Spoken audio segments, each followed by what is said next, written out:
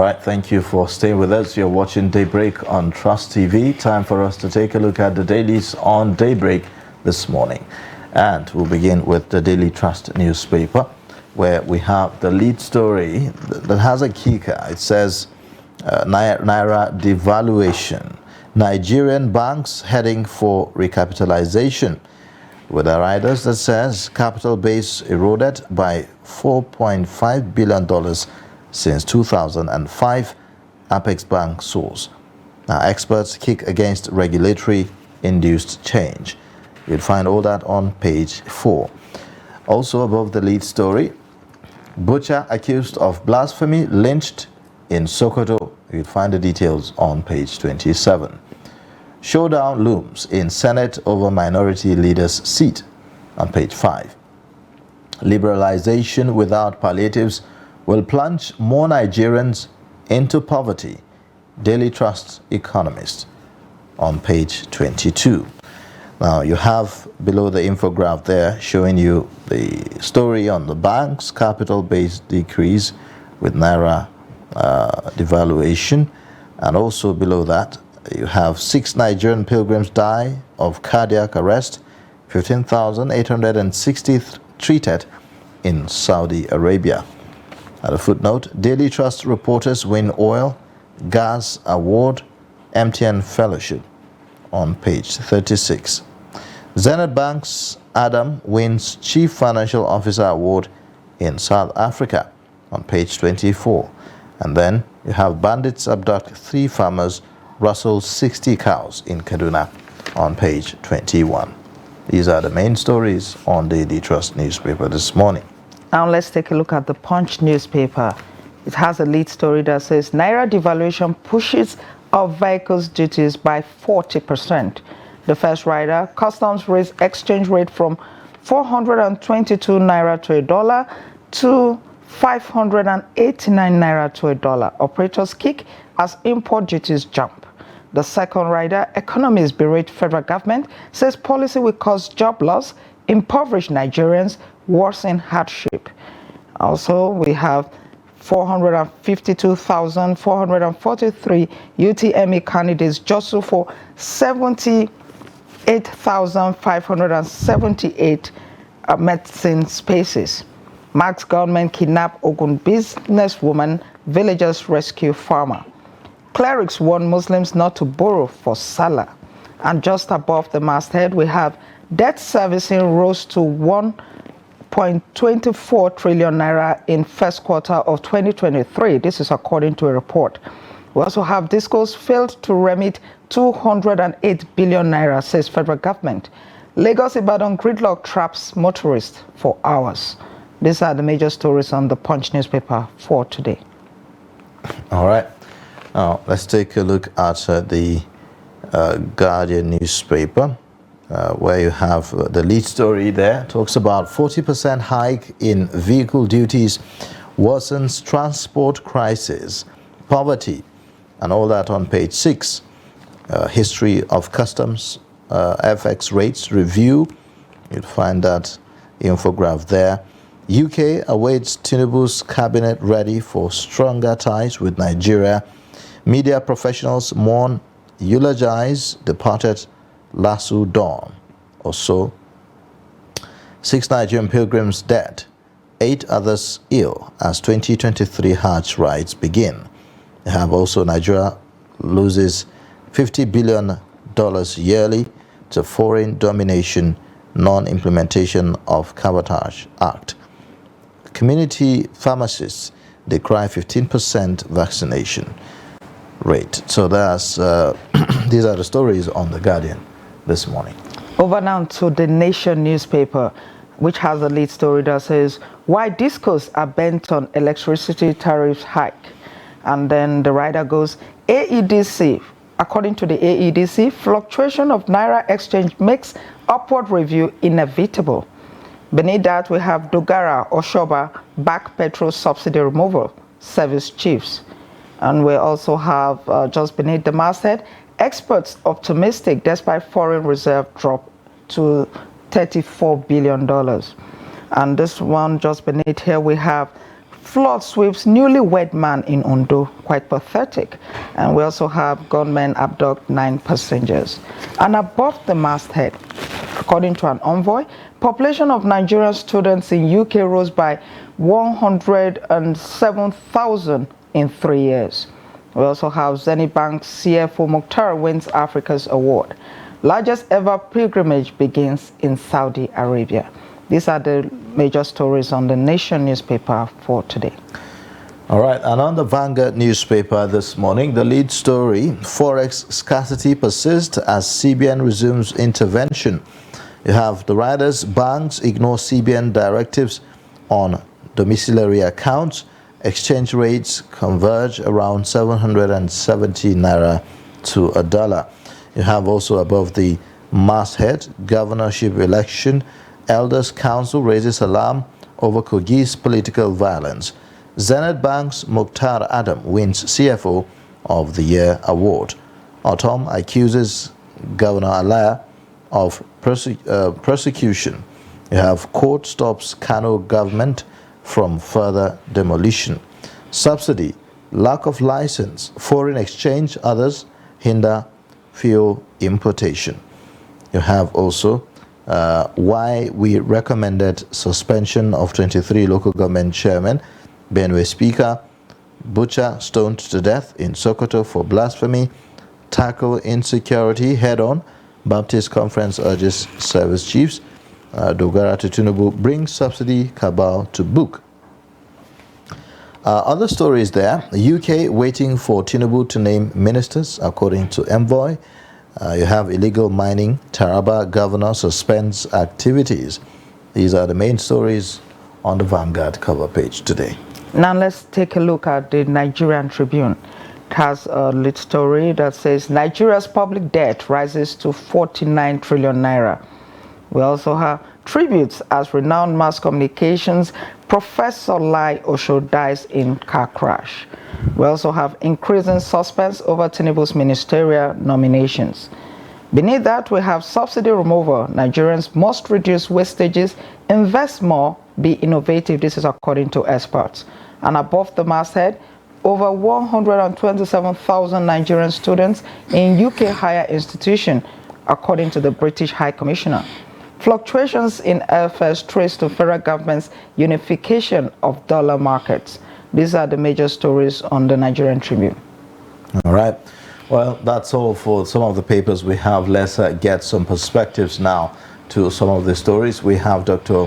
Larry Oluwani, a public affairs analyst, with us in the studio to give some perspectives to the stories that we've highlighted just now on the papers. Good morning, Doctor, morning. And welcome to Daybreak this morning. Good morning. Thank you for having me. Well, going by some of the headlines we read this morning, Doctor, you may say, well, haven't Nigerians suffered enough? I mean, it's from one issue to another. We've had the issue of fuel subsidy removal. Now we are talking about electricity hike that we're about to see take effect on the 1st of July in a matter of days now. And also we have, you know, other issues about how the unification of the exchange rate is also impacting on, you know, duty, customs duty on transport and all. So what do you make of all this? Are we really looking at the timing of all these policies coming to be? Yeah, thank you very much. You know, as you guys were reading the newspaper, I came thinking of what is really our problem. We all agree that all this policy that the new president has made a serious decision on, they are very good, but at the same time is affecting the poor people. Let me say poor people, majority of us. And that the reason why the electricity tariff is going up, they give a reason. That is due to dollar exchange rate. The custom duty, they give their own reason to based on dollar exchange rate. Now, you cannot fault all these issues. They are realistic. Now, the question now lies, what is the way forward? How can we cushion the event? How can we make things be easier for the less privileged? Now, this is where I subscribe to thinking outside the box.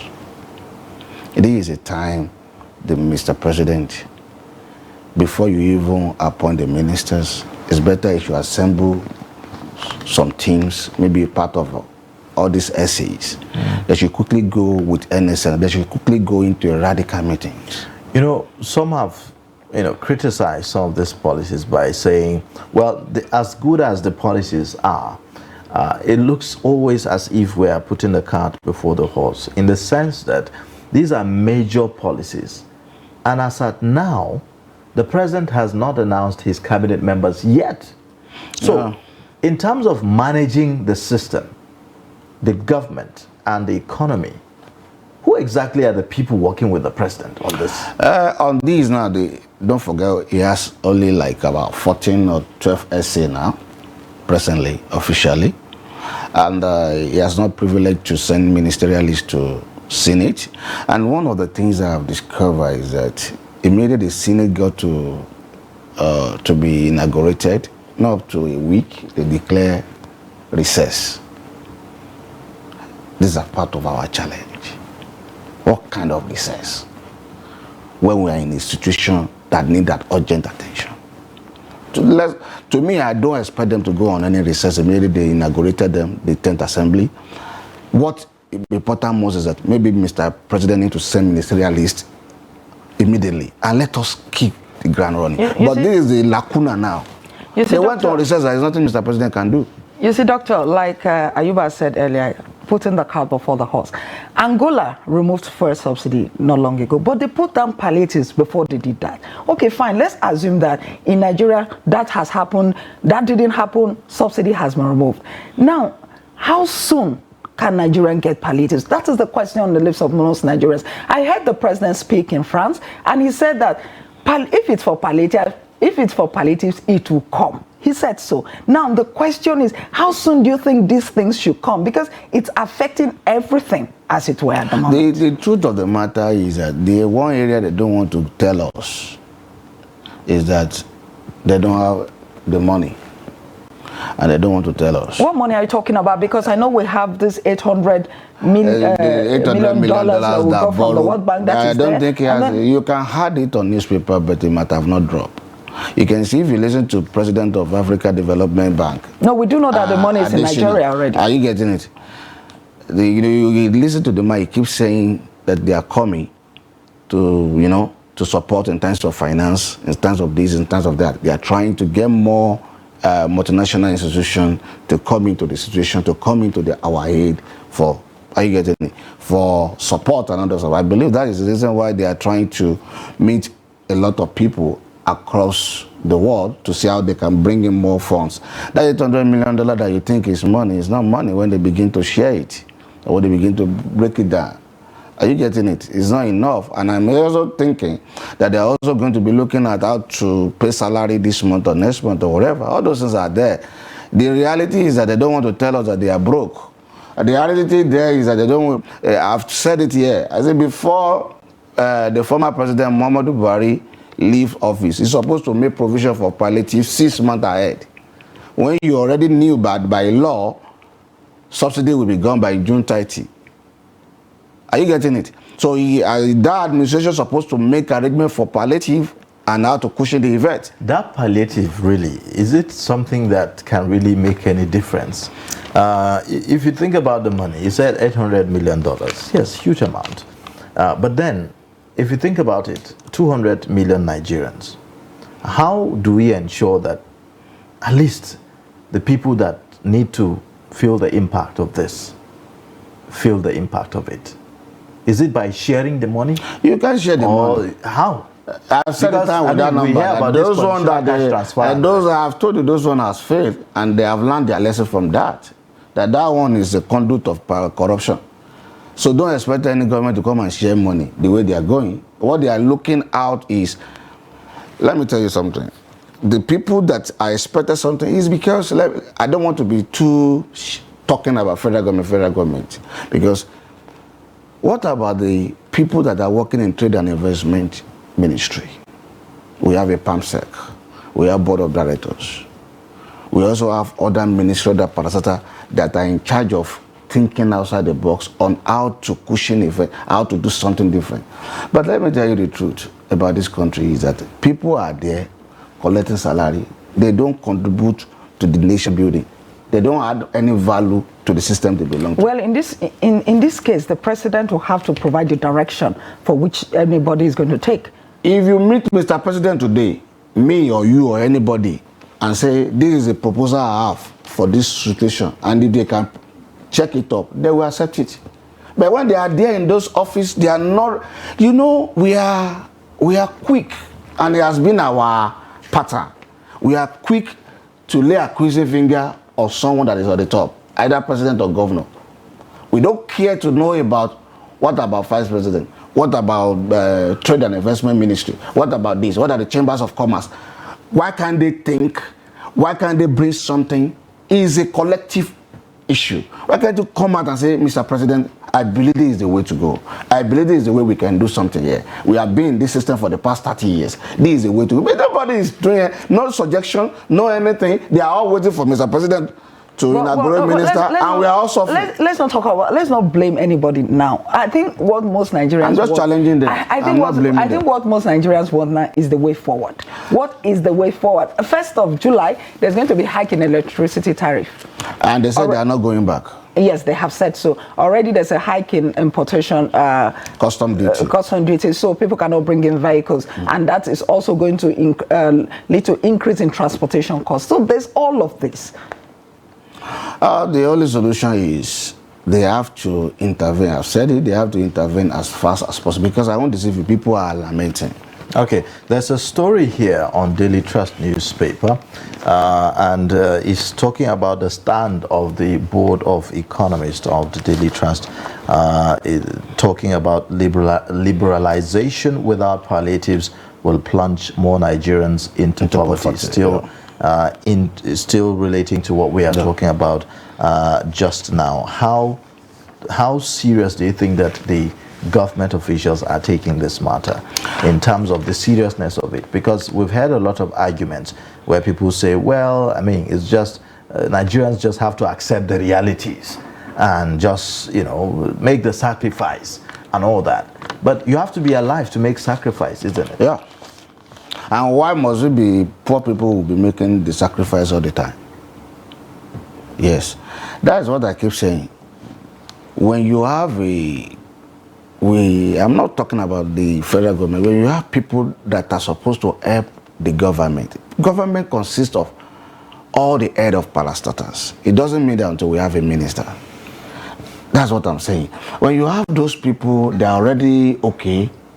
They don't care about what the common man are feeling on the street. They can come on media and come and be talking, don't worry, it's give us time, give us this. Let me tell you, you knew what happened after the Prime Minister of UK, Boris Johnson, resigned, and another, what is this lady that came in? There's another lady that came in. I could not remember her name. The one that stayed barely the one that also resigned. Days. Exactly. Why? Because when she came in, she discovered that what she saw there, she doesn't have the capacity to deliver on the economy of the country the way it's going. And she have to voluntarily say, no, come on, me, I have to leave. Why? It's a collective effort. It's not a, you know, that's what I've seen so far. Majority of our leader is not only political leader. We all like to talk about political leader. Leaders are all these head of parastatals, all these PAMSEC, all the directors.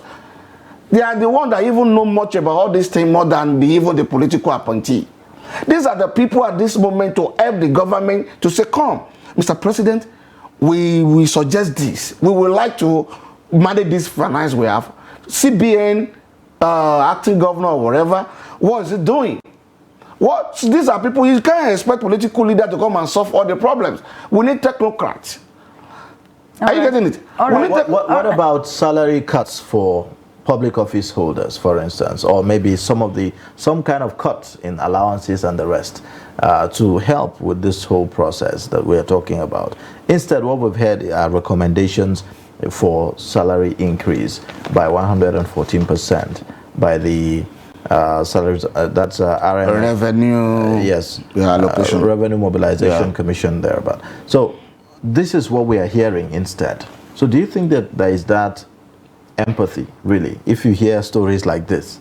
You know, we hear hike of electricity tariff. We hear subsidy is removed. We hear customs duty is about to go up. We hear now also then that government officials, I mean public office holders' salaries is being recommended for, you know, increase. They are not sensitive.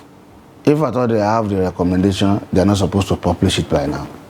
I'm not against the recommendation because someone said if you don't refute the salary of those that are at the top, for instance, maybe Mr. President is earning like 1.5 million, and you don't expect a PAMSEC to earn the same money with the commander-in-chief.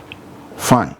But it's not something they're supposed to even release for now because we are not even there. And someone said to me that, most of the senators are on the number, their normal salary is like 1 million, but they are finding a way to be giving themselves 15 million every month because they are the one in charge of budget, and you all know the story about budget padding, all those stuff. Now, that's not where I'm going. There is many things, there is a solution.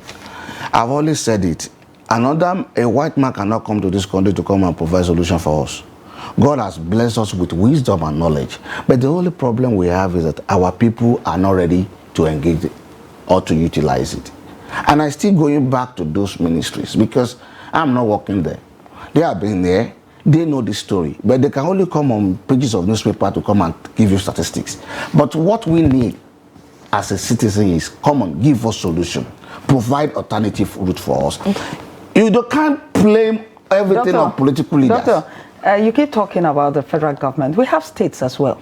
Yeah. What are they doing about it? Because yes. Incidentally, the editorial in the Daily Trust of today says, fuel subsidy, Tinubu must cut cost of governance. Because at the state level, have we seen a situation where governors are reducing the cars in their convoy? Have we seen maybe, such reductions? Because it's not just telling people at the lower cadre, the poor, to tighten their belts. Are the governors tightening their belts as well? Do you know that our problem is not lack of resources?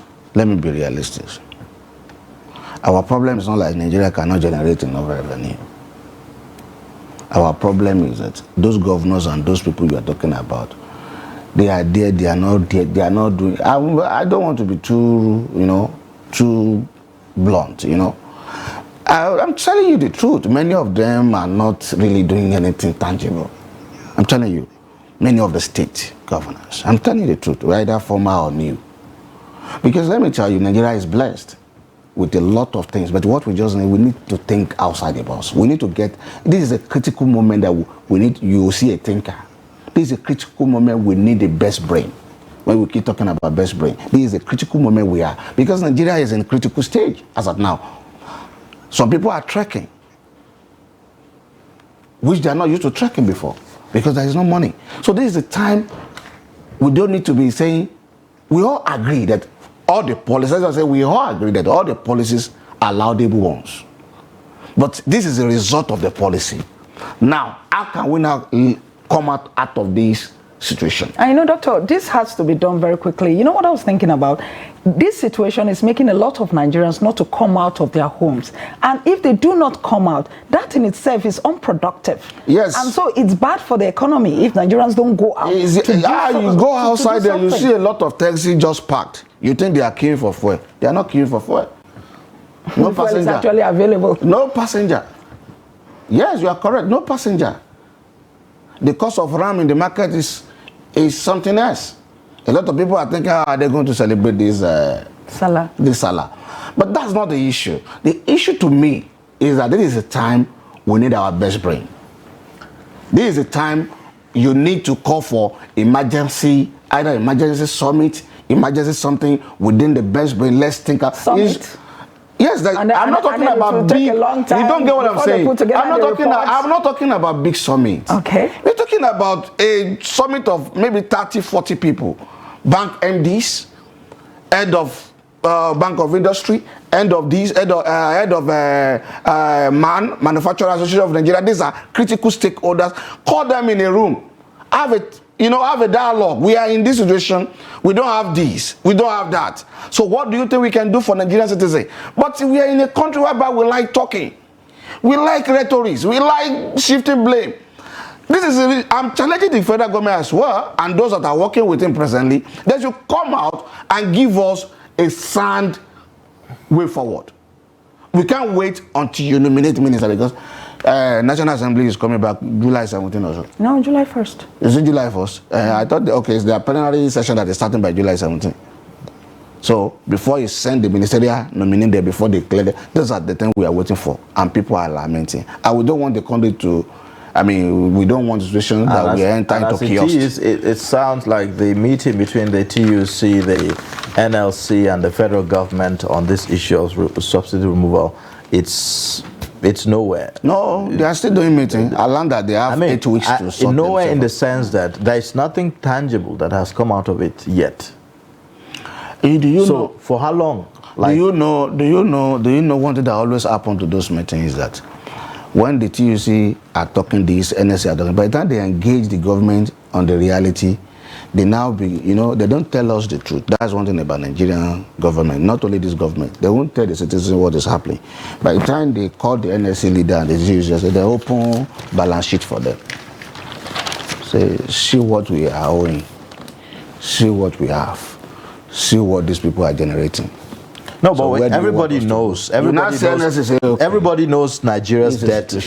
Everybody knows what Nigeria's debt is. There's a story here on one of the papers this morning that we saw about 49 trillion naira so far. That's the Tribune newspaper. Yeah. So that it said Nigeria's public debt rises to 49 trillion naira. So our public debt 49 trillion naira so far. That is excluding the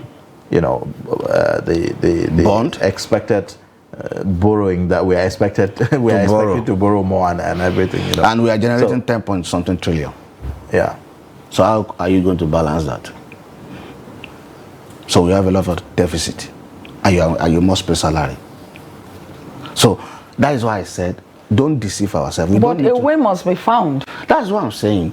That before things get worse, because like somebody says, if you keep quiet and you allow things to be going like this, so people are dying inside. You may be, like I said, those people that they are government official, they are not really buying fuel. I'm able to say it. Some of them are not even buying fuel. They have a way they are getting their fuel. Some of them know how to sort themselves. But what about the lowest of the lowest in the society? Okay.